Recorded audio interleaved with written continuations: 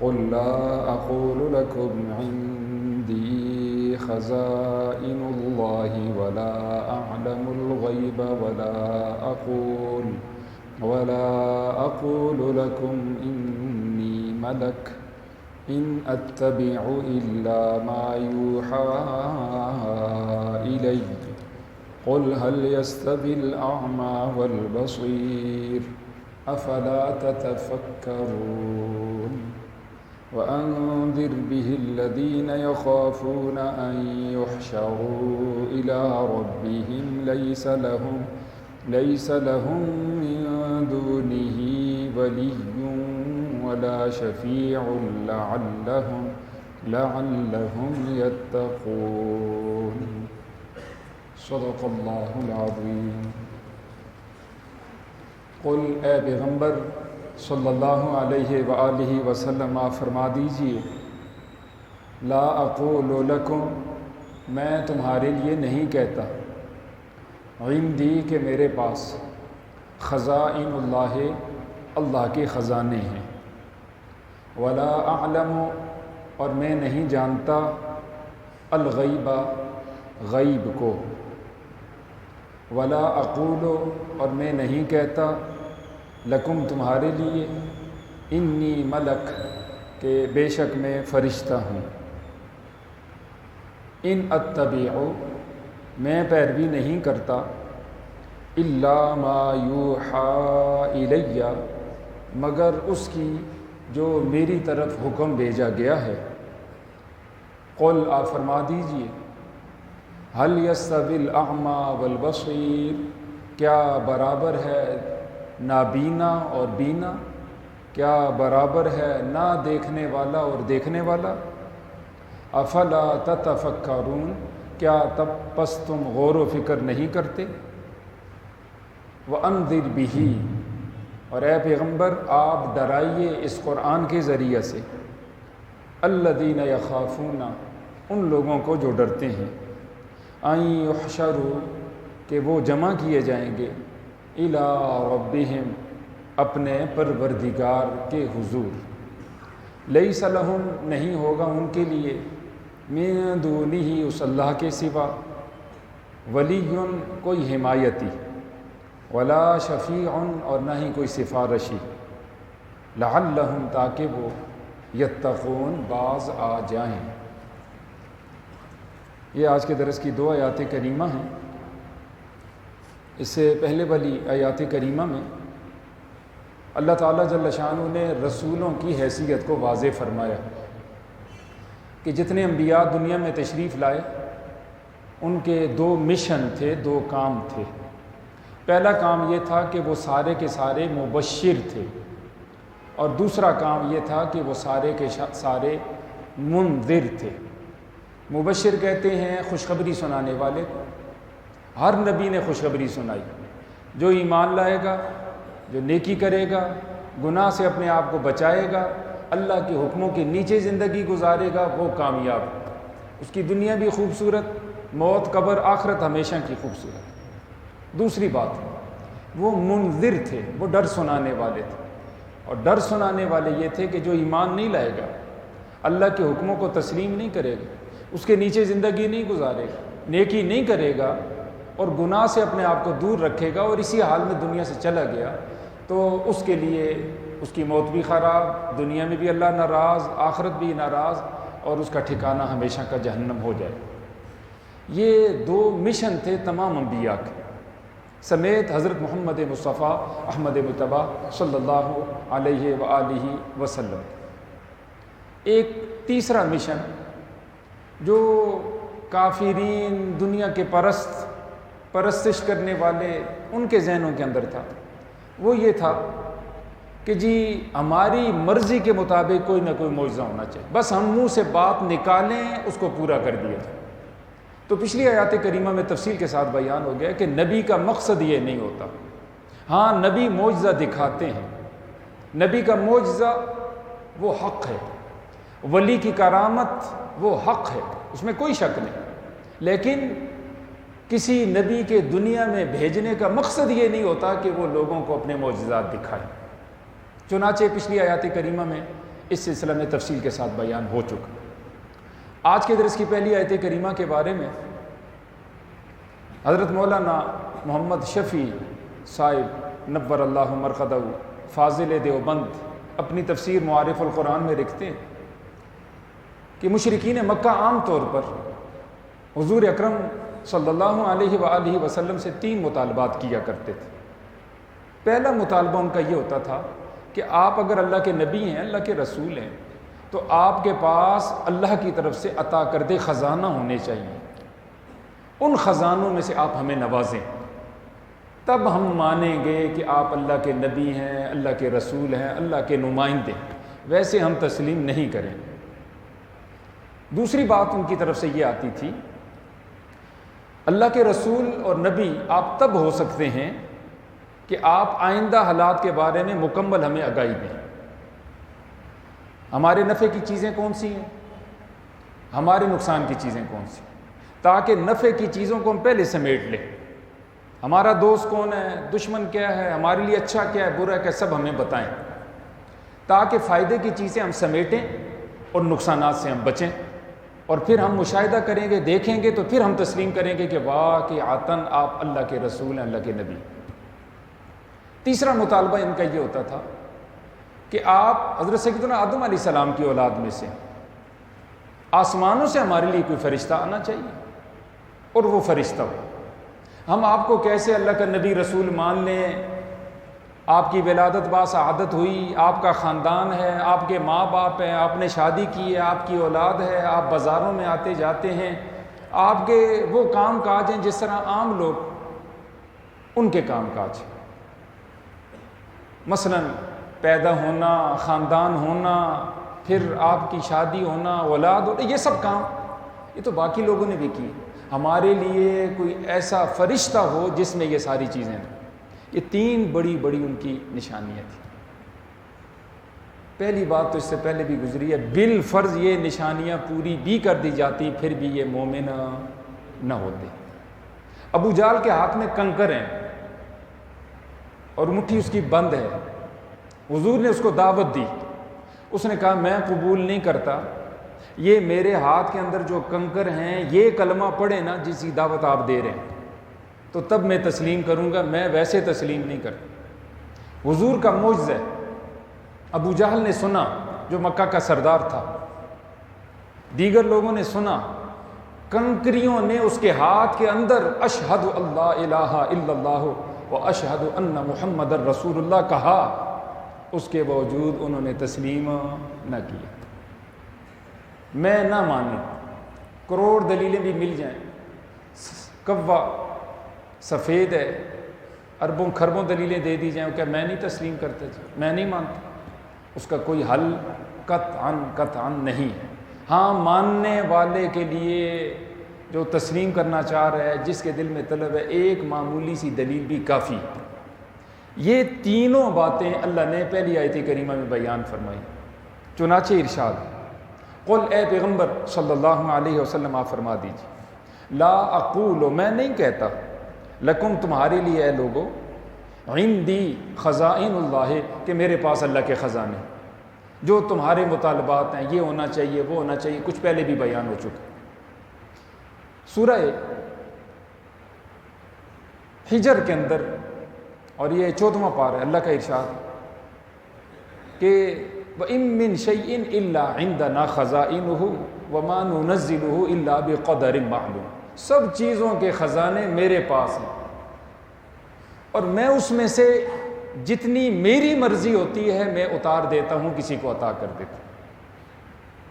اب اللہ نے اگر کسی کو کچھ دے دیا، کم دیا، زیادہ دیا، کسی نبی کو دیا، کسی ولی کو دیا، ہمارے کسی دوست کو دیا، رشتہ دار کو دیا، تو کس نے دیا؟ اللہ نے۔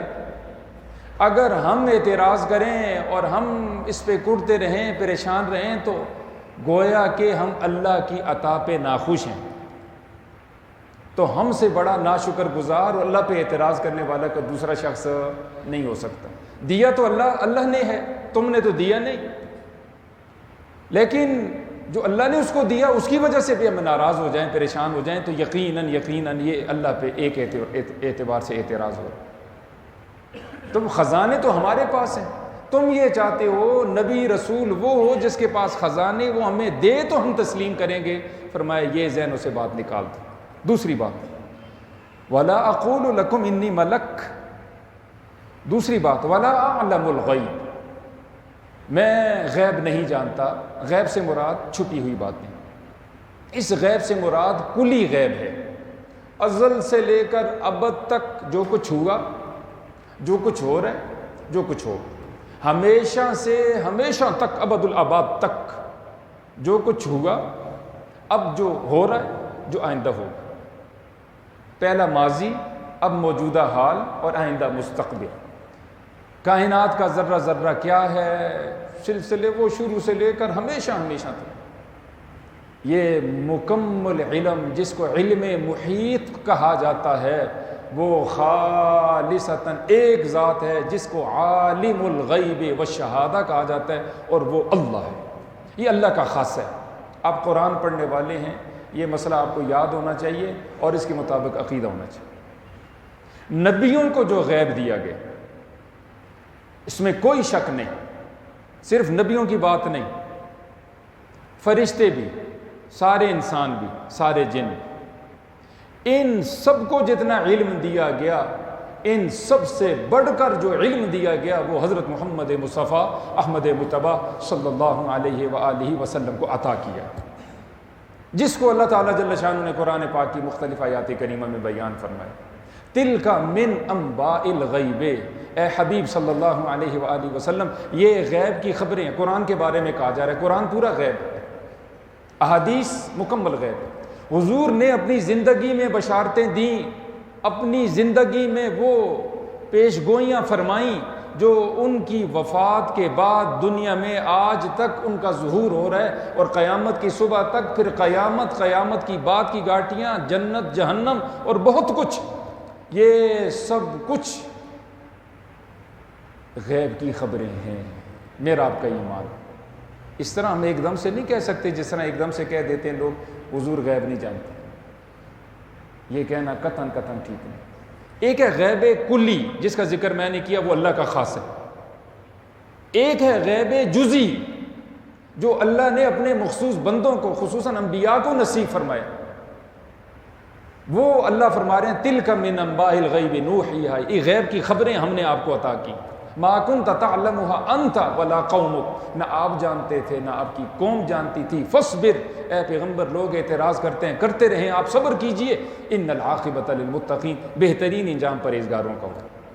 اور سورہ جن میں اللہ کا ارشاد، عالم الغیب فلا یظہر علی غیبہ احدا الا من ارتضی من رسول فانہ یسلک من بین یدیہ ومن خلفہ رصدا۔